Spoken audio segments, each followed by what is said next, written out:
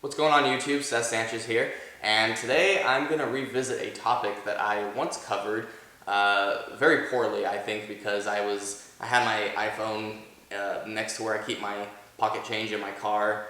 Just had it sitting there, and I was recording it while I was driving on the way to cover a Kings game, I think it was, and I didn't really put much thought process into, how I'm going to discuss this particular topic. And I just wanted to revisit it and get more in depth about it, and mainly because a lot of people have been asking me to, give my thoughts, my full thoughts on this subject, and help all of you out. Because I could swear that probably 90% of my followers are always either messaging me on Facebook, Instagram, commenting on these videos, emailing me through my website. All the different sorts of ways to contact me. I always get people asking me, how can I do sports photography on a budget? That is a very hard thing to answer, because sports photography on a budget is very hard and yet easy. It's a very weird subject to cover, because let's just cover each side one at a time. So the first thing is, it's very hard. Why is it very hard? It's because you're very, very limited on what you can do, especially if you're shooting nighttime games. Now, again, the other reason this whole entire subject is really hard for me to cover is because of the fact that there's so many different people doing so many different things, shooting many, many different sorts of things, right? And it ranges, because you could have, Joey over here shooting nothing but daytime games, nothing but soccer games only. He just covers soccer at daytime. And then we'll have, Phil on the other side here, who does all sports, nighttime, daytime, football, soccer, hockey, basketball, everything, right? And you have all these different sports with all these different ranges, ranging from very far away subjects to indoor where they're much closer, just more versatile, right? That's why it's really hard to cover this topic, but at the same time, it's a good topic to cover and discuss. I think it's just it depends whether or not if my viewers are able to be open-minded as they go into this, and at the same time, I need to be open-minded, because as you all know, and as you can see, I have top-line camera gear for the most part. The only thing is, now that the 1DX Mark II is out, I have a 1DX, but nonetheless, I still have very, very nice camera gear. And a lot of people have also given me a little bit of negative feedback, saying that I don't know what it's like to shoot with less gear, and I have no right to be talking about this kind of subject. Well, I disagree, because the way I present these kind of things, I think I am entitled to talk about it, because I have an open mind about this, and I don't just say, oh, well, how am I going to word this so I don't get backlash? You can't say that I don't have a right or opinion on this, because they see that I have a nice gear. But I've been through it. I've shot with cheaper gear, maybe not as long as other people have. I know people have been shooting with way less gear for years, and I did it for about a year and a half or two. Regardless, though, I have an open mind about this, and I can understand the financial struggle of being able to afford just one of these lenses or just this camera. I understand that it's expensive. So just, if you can get past that and be open to the reality of this whole subject, then I hope that you will learn something out of this video. So let's just jump into it and start talking about it. This probably will be a lengthier video, but if you're able to sit through this, I think you'll learn something out of it. So let's just jump into it. So for sports photography on a budget, like I said before, it is very hard, because you are limited with the gear you have. You have a lens that's a variable aperture, so say like a 55 to 200 millimeter Canon lens. I think Nikon has one as well. I'm not sure on that, but nonetheless, Canon has one. It goes from 4.5 to 5.6, or 4.0 to 5.6 for the aperture, I believe, or 3.5, 5.6, something like that. But regardless, it ranges. So when you take the lens and you zoom in and out, it's going to change its aperture. that makes it a nightmare because your exposure is changing. While yes, you can go on aperture priority or shutter priority mode and fix that. Well, aperture priority is better because then you set the aperture to 5.6, the highest that it goes, so that when you zoom in and out, it won't move. But then your background won't be as bokeh. You won't have the isolation of the subject as much. There's just problems that you're going to run into. Especially if you're running into nighttime games, you're going to run into a lot of problems. And the main problem is the fact that it's nighttime, you have poor lighting, and you have a lens that only goes down to 5.6, or goes up, I guess is the proper way to say that. Your aperture is at 5.6. It won't go to 2.8, it won't go to 3.5. Well, 3.5 it does go to I'm not sure what that is, but you want 2.8. At nighttime, you're gonna need 2.8. You can shoot at 4.0 and 3.5, yes. But it's still really hard because if you have that cheap of a lens, the chances are you have a cheap camera as well, such as a Rebel or a 60D or a 7D Mark I, something alongside the cheaper side of it, So with those combinations, you're very limited on what you can do. A lot of people, they always say, I want to get these shots. I want to get the shots that the pros are getting. The sad reality, and I've said this before in plenty of my videos because I firmly believe this, the sad reality is that those people are getting those shots. Part of the reason, again, this is a very touchy subject, but I'm raw about this. I will give you my full honest, brutal honesty. But the reality is they have top of the line gear / nice, good, expensive camera gear. That is a huge, huge factor on how they're getting those images with a clean background that's blurred and looks sharp, crisp, and gorgeous, However, at the same time, before you hit that dislike button and you unsubscribe from me, please bear with me, that isn't the only reason they're getting those images. It's also because they are veteran shooters. They've been shooting for dozens of years, probably my entire lifespan, 25-year plus shooters, okay? So they have the experience. They know what they're doing. You can give them a cheaper camera and they will get great images now. Okay, so it's a two-way street. So I'm trying to make sure I stay on the topic and not drift off about camera gear. But I mean, it kind of does correlate with this whole thing. It has to be. They're all connected. So it's so hard to figure out how to approach this without offending anybody. I'm trying to tread very carefully, but like I said, just you have to be open-minded with this subject. You can shoot on a budget, okay? Back to the whole reason of it depends who you are. If you're trying to make this into a career, then one day you are going to have to upgrade your camera gear that you have if you're shooting with lower end stuff, because professionals are going to shoot day and night, okay? And sometimes you may be covering a high school game at nighttime, which is really poor lighting, and opposed to say a Dodger Angel game at nighttime, which has a little bit better lighting, and you'll be at 3000 ISO at 3.5 aperture at a Dodger game, and opposed to a high school game where you're at 10,000, 12,800 ISO with 6/40th of a second at 2.8 aperture. Okay, there's a huge difference. It just ranges. So if you're doing this professionally, down the road you're going to have to upgrade your body. You're going to have to upgrade your lenses. But for the time being, and also if you're someone who's just doing it as a hobby, then this video doesn't affect you, honestly. If you're looking to get better photos, I have a video where I talk about my camera settings and basic camera settings for sports photography. You can check that out. You can check out articles online about how to get correct camera settings and all that. This isn't the video for you if you're that type of person, so you can check other sources and other content for that. But if you're someone who's doing this professionally or wants to do it professionally, you're gonna have to upgrade your gear eventually. That doesn't mean that you need to get a 1DX. You don't have to get the 400-2.8 IS Mark II. All right, because I understand that this is all really, really expensive and basically impossible for a lot of people to afford. But something's got to get upgraded down the road because it is a huge factor.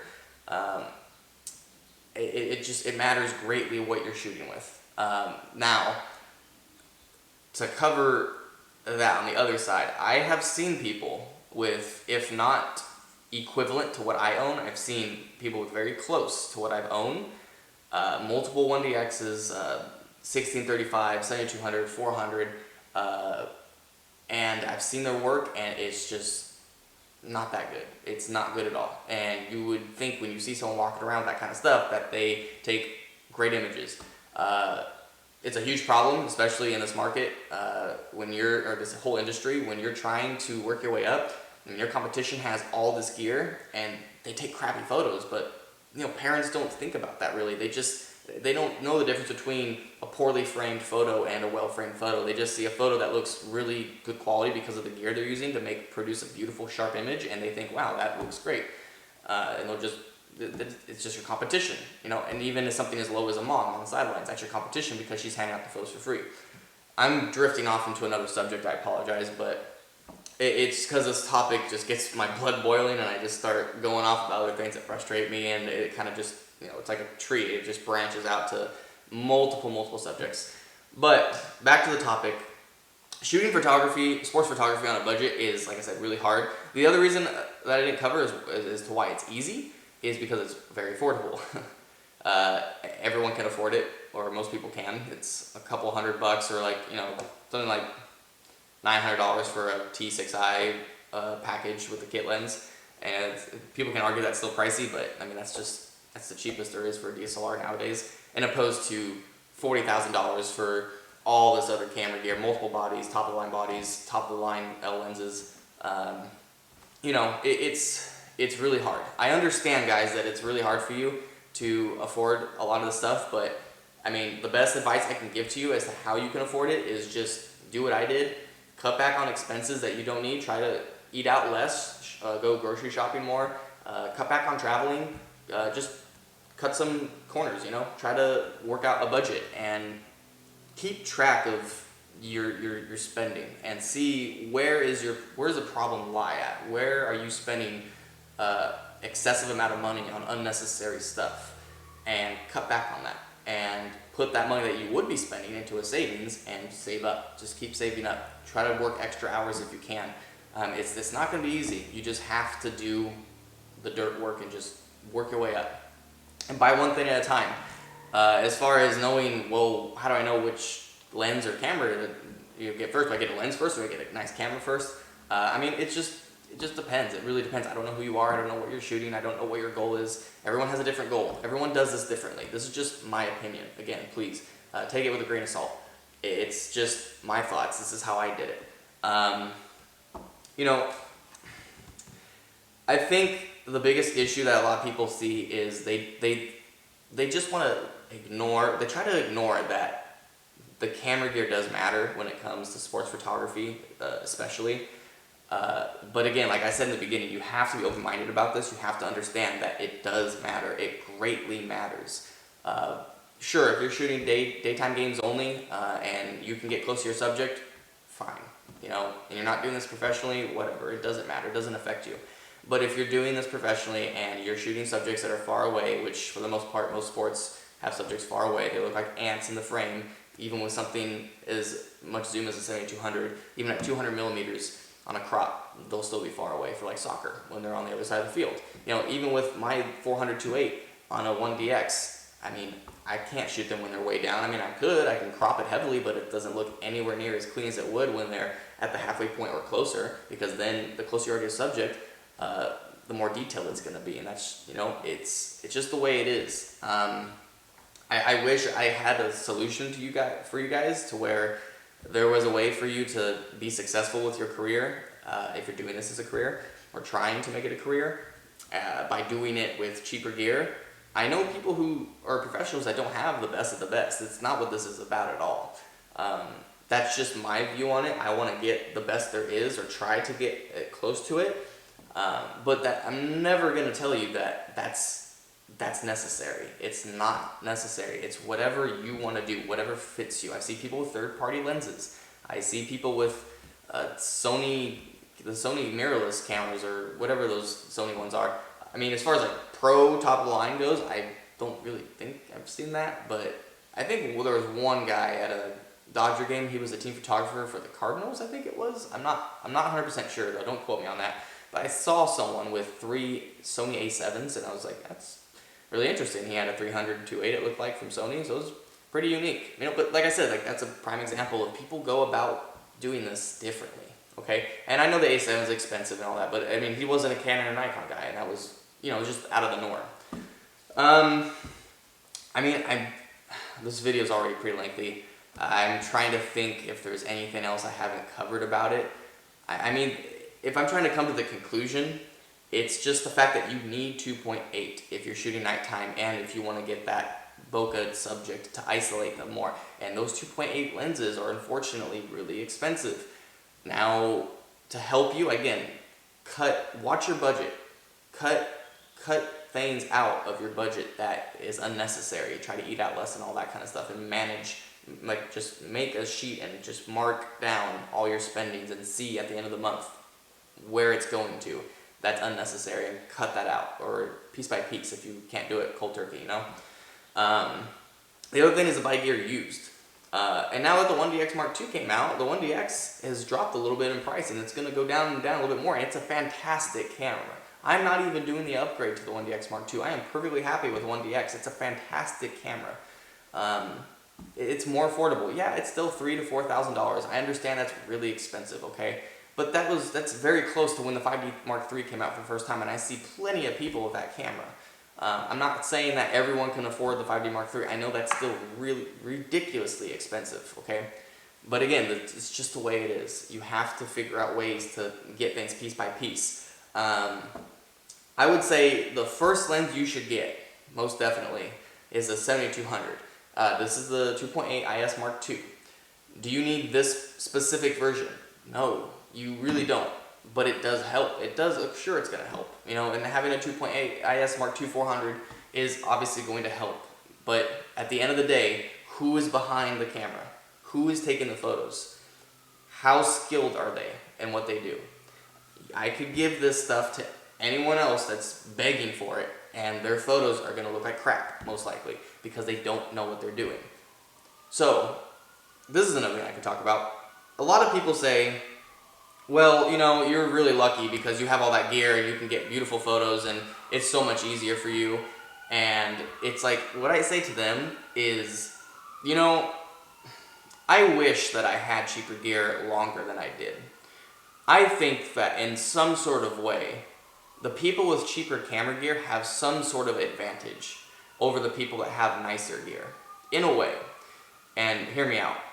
The reason I say this is because they have to struggle longer than someone does like me, who has the privilege to have multiple 1DX bodies and multiple top-line L lenses. It's easy for me to get by, in a way, because I have the advantage of camera gear.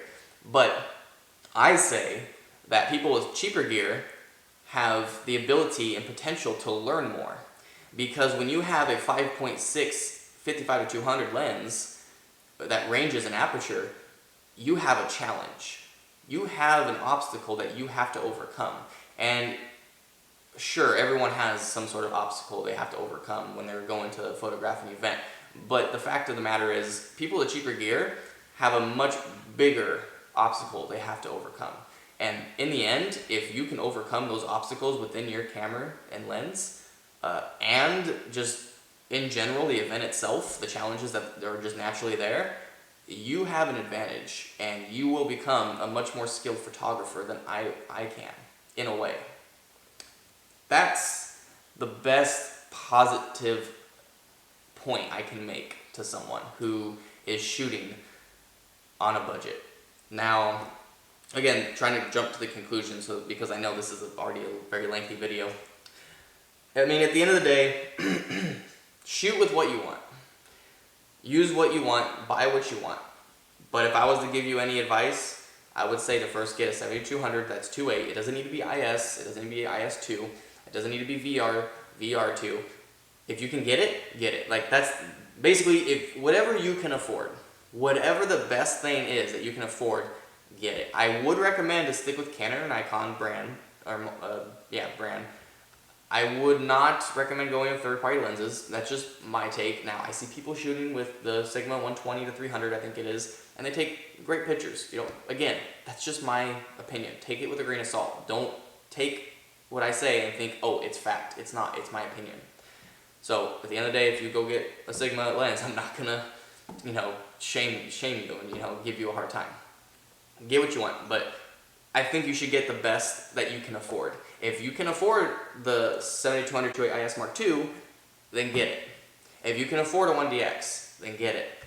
But even if it takes a long time for you to save up for it, if you can save up and you can eventually get it, then get it. And not just get it, but you need to utilize this, okay? Because this is a giant toolbox that I have, and everyone has. It doesn't matter what level of, you know, professional gear you have. If you're on the spectrum of cheaper, you still have a toolbox. If I have the more expensive stuff that's up here, I still have a toolbox. We all have a toolbox, and we need to learn how to use these tools. I'm still learning how to use these. I am nowhere near as good as the higher ups, and I can easily acknowledge that, okay? Just because I have this stuff, again, I'm going to cover this again. Just because I have this gear does not make me better than other people out there with cheaper stuff, because I've seen people take phenomenal pictures with cheaper gear, okay? This stuff helps. But at the end of the day, you don't have to have the best of the best to learn. Down the road, you should be upgrading your stuff. Like I said, get this lens first. I highly recommend getting a 7200 lens. It's a good lens to start with and a good lens to learn how to use, and you're never going to have to sell it because I think it's an essential. You need this lens. I think I've covered this topic long enough. This video's probably almost at 20 minutes, or if not longer. I appreciate you guys tuning in. Please like, comment, and subscribe. Give me your thoughts on this. Share your opinions. If you didn't like the video, let me know why. I hope no one took offense to what I was saying. I know it's a brutal reality of it, but I try to be raw and open and honest about it and give you my full, honest thoughts and opinions on it. Like I said, I'm trying to push more content on this channel. Please, please, please share any ideas you have of future video topics, or, you know, something I can discuss. I was browsing through my videos on this channel, and I saw the sports photography on a budget, and I remember it was poorly done, and I thought, oh, maybe I could just cover that again and have it recorded more professionally and be more mentally prepared instead of just doing it on a whim, you know? So please share any ideas you have about video content that I could be producing, aside from GoPro footage, because everybody tells me to do that. I want to do it, and I will. Eventually, I will start doing that. I will try my best. I apologize for that being delayed. But yeah, that's it for this video, guys. That's pretty much it. So just tune in next time, and I'll see you guys in the next video.